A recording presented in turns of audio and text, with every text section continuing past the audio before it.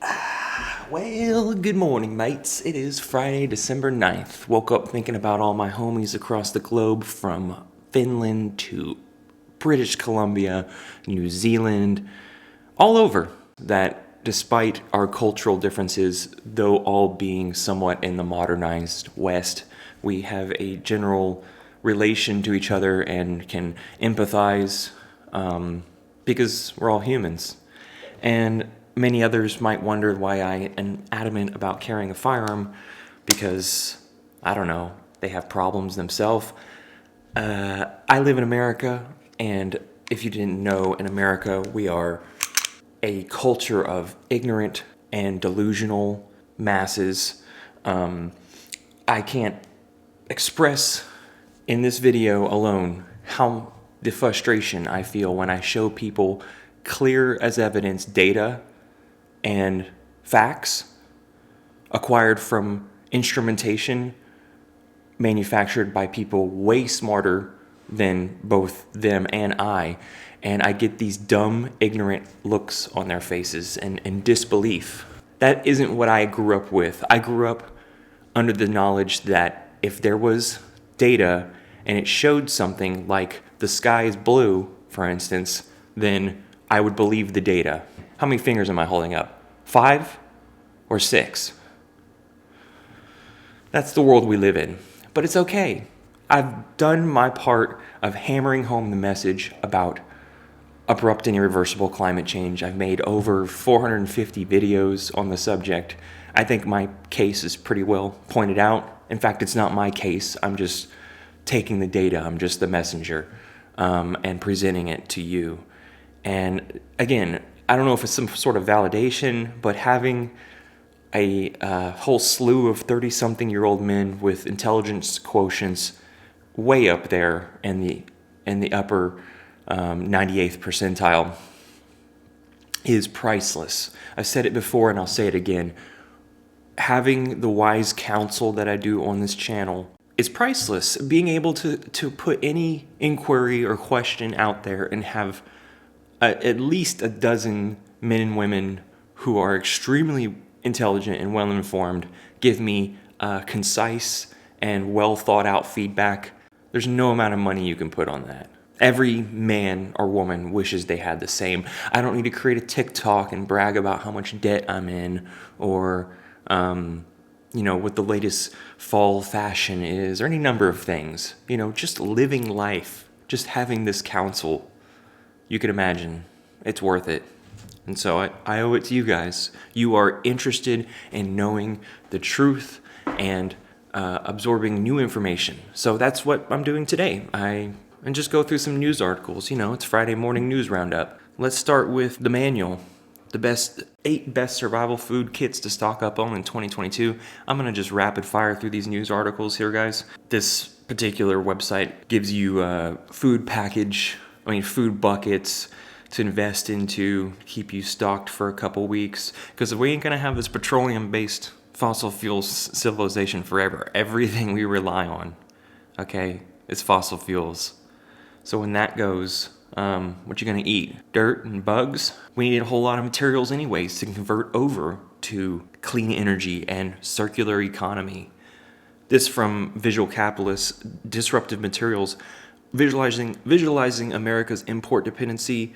We can see a graphic here of the U.S. minerals and materials net import reliance. We are in 100% reliance for manganese and graphite and 76% for cobalt. These are all essential materials needed for the green transition. You could just go through it yourself, but basically it's going to need to continue, ramp up, because miraculously we're going to dig this stuff up in such a short amount of time and solve all of our problems.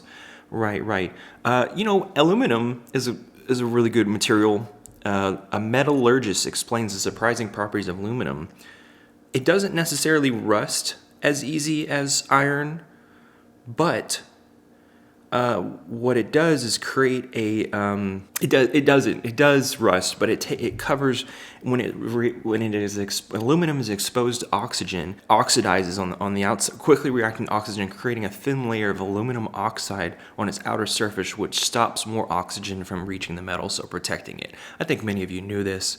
But contact with salt water can result in small holes known as pits, and will corrode if exposed to alkaline environments, but is more resistant to acid, able to withstand soft drinks with a pH less than 3. So it's not compatible when combined, suitable with wet concrete, but when Portland cement is hydrated with water to make concrete, produces a very alkaline calcium hydroxide, which can cause aluminum to crack. So the property of this infinite recyclability has led to a solution today where around 75% of the almost 1 billion tons of aluminum ever produced is still in productive use. It can also be replaced with less suitable building materials, but it requires up to 95% less energy to recycle aluminum than to produce primary metal, and thereby avoid corresponding emissions, including greenhouse gases. Additionally, is an ideal material for building infrastructure, such as solar panels, blah, blah, blah. It's not the most complete circular material, but we're working on it, along with reaching the singularity, and tech companies laid off mucho in 2022. Another graphic from Visual Capitalists, you can go through yourself here, but basically starting back in February with Peloton, Peloton, people can't ride their bikes inside anymore, to Carvana, Tesla, good old Snap, Microsoft, Seagate, and then just recently a whole assload of people from Meta, Amazon, and Twitter. But when you're out on the streets, you can filter the air. Very Blade Runner-ish. Dyson Zone Air Purifying headphones start at $949. So you can do your best Bane impression. Bane. In March. Looks pretty wild. You'll get a lot of looks out in public, though you'll probably be dosed up on vitamin D, so at least you'll be smart. Brains with vitamin D function much better, which you get from the sun, mainly. The summary of this report from neurosciencenews.com, older adults with cognitive decline who have higher levels of vitamin D in their brains had better cognitive functions than their peers with lower levels of vitamin Ds. An estimated 55 million people worldwide suffer dementia, a number that is expected to rise, etc., etc. But dose up on some vitamin D and you might just power through. The internet search results. While you can look at summer dresses, you can type in climate hoax or any number of things and it'll miraculously and pull up results related to it or not. Lead to disinformation? Yeah, that's more like it. Here's the highest paying college majors in 2022 because you had an extra $60,000, $70,000 just laying around, so you can go pursue a strategic management, architectural engineering, or accounting, computer systems, informatics, structural design, biomedical engineering. Yeah, you just had that extra money laying around. So college debt, paying $400 or $500 a month for the rest of your life as an indentured servant to big tech companies, it ain't no thing. It ain't no thing. If you're lucky enough to get a job, because that's probably been outsourced out of the country, and you'll just be hired contract work for it. So go fuck yourself. Moving on. Keystone Pipeline shuts down after 14,000 barrel oil spill in Kansas. Isn't that lovely? Canadians TC Energy shut down its Keystone Pipeline after, one of the largest crude spills in the United States in a decade. Don't hear about this on the mainstream news, do you? No, you'll hear about Elon Musk firing or telling his employees at a brain chip startup they need to have a bomb strapped to their head. Or, what about the World Cup? What about the Winter Olympics? They might be postponed or rescheduled because of climate change. You can reach a flow state though. Just do things that you find fun. So delve in activities, work, hobbies, sports, things that truly drive you, and focus on them entirely when you do. Flow when you get into it and you forget everything else, like I'm doing here. Climate change is threatening North America's wildfires, Carnegie Museum research shows. Researchers at the Carnegie Museum of Natural History reported warming temperatures caused by CC are putting North American wildflowers at risk in southwestern Pennsylvania. Plants on the forest floor need as much light as possible before trees sprout leaves each weekend, according to a new study.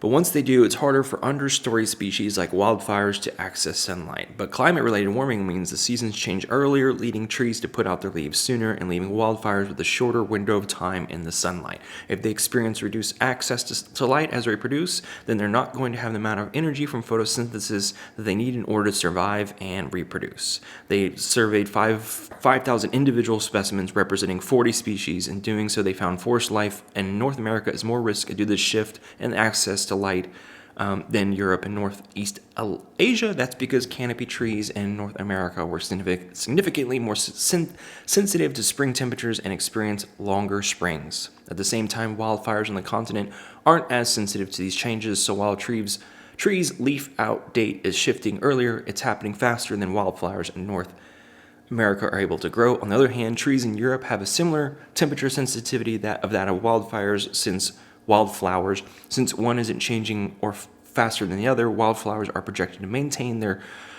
spring light as temperature rises. Scientists project wildflowers in Asia will not lose access to light for similar reasons. Many changes. Thankfully, we have Fox News, though, telling us that as the climate warms, I mean, it's straight up saying here, Fox, extreme weather events happen every year and are being seen more and more lately as we continue to experience changes. A recent studies by Midwest Regional Climate Center, Michigan's yearly average temperature has been rising, no surprise. And so they look back at the major blizzards that killed people, etc., etc. Essentially, a warmer climate means more moisture, which means more impactful storms, which means more havoc. So I kind of veered back into climate there because everything is tied into it now. This is a channel about reporting, building a community of people who are realists, who don't subscribe to blind hope and optimism, who aren't fools. I couldn't be more appreciative. Thank you. I'll catch up with you guys next week. Have a warm weekend. See ya.